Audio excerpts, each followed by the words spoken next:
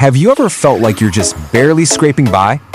Just trying to survive the challenges that life keeps throwing your way? Well, today we're going to dig into this really powerful idea called dominion over adversity. It's a whole different way of looking at things, suggesting an authority that doesn't just help you survive, it helps you win. We've all had those days, haven't we? You're up against something tough, a huge challenge, and you just feel completely tapped out, like your own personal well of strength has just run completely dry. Sound familiar? And this verse from Proverbs seems to confirm that exact feeling.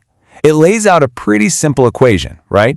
If you stumble when things get tough, it's because your strength was just, too small. But what if that's not the whole story?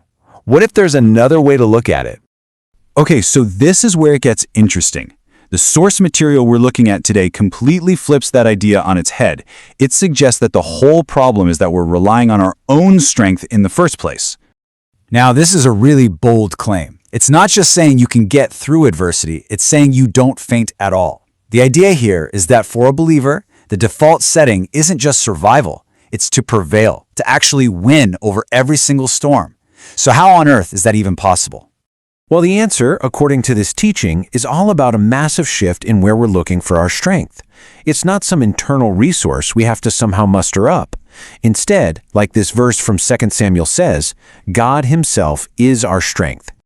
And this slide really makes it crystal clear. Just look at the two columns. On one side, you've got our own strength, which is always going to be small and limited.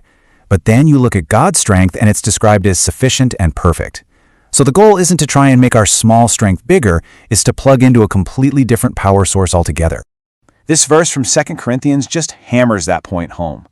It says our power, our ability, our sufficiency, none of it actually comes from us. It's a gift from an outside source. And that really changes everything, doesn't it?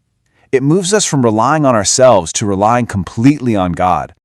Okay, so if this incredible strength comes from God, how do we access it? How do we make it ours? Well, that brings us to the absolute core concept of this whole teaching, a word called righteousness. Now, really understanding this word righteousness is the key to unlocking everything. See, a lot of us think of righteousness as something we have to earn, right? Like a moral report card based on our good deeds. But this teaching presents a totally radical idea. It's a gift. It's a status of being in perfect standing with God that you simply receive. And that standing, that's the very foundation for operating with his authority. So, when a person becomes fully aware of this status, when they have a consciousness of righteousness, it's said to produce something amazing, a divine audacity. I love that phrase, audacity. It's this incredible boldness that has nothing to do with self-confidence. It's a confidence based entirely on your standing with God.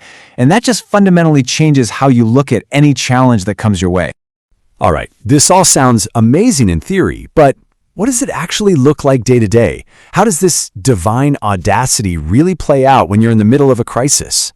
The source actually lays out a pretty clear three-step game plan. First, you have to stay conscious of it. You constantly remind yourself of who you are and what your standing is. Second, you start to speak with authority, not arrogance, but from a deep-down belief in your position. And third, you pray with a whole new level of confidence, knowing, without a doubt, that you are heard because of that right standing. And I just love this metaphor. With this mindset, challenges are no longer these giant, scary mountains you have to climb. Instead, they become something you consume like bread. They literally become nourishment for your faith, something you overcome as a matter of course. It's just what you do. And this isn't just about a positive attitude. The source says this authority comes with very specific results.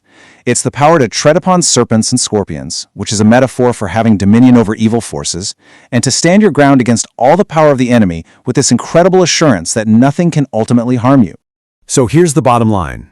This is the ultimate conclusion of that authority. It becomes a call to action, a call to take an active, dominant stance against all the negative forces in this world. Sickness, spiritual opposition, even death itself. That is a truly powerful claim. But where does this incredible confidence even come from? I mean, how can you be so sure? Well, this whole idea is anchored in a really famous passage from the book of Romans, one that paints a picture of absolute, undeniable victory. And it all kicks off with this massive rhetorical question. It just lays it out there. What can separate us from the love of Christ? Think about it.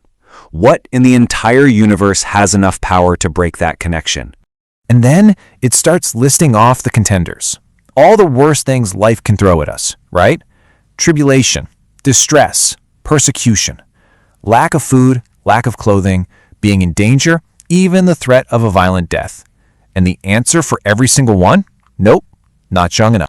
But it doesn't stop there. Just when you think the list is done, it goes cosmic. It covers life and death itself, all the spiritual beings, all the powers that exist, the dimension of time, past, present, future, the vastness of space, height, or depth. It literally says any other created thing, and the answer is still, nope, none of it can break that bond.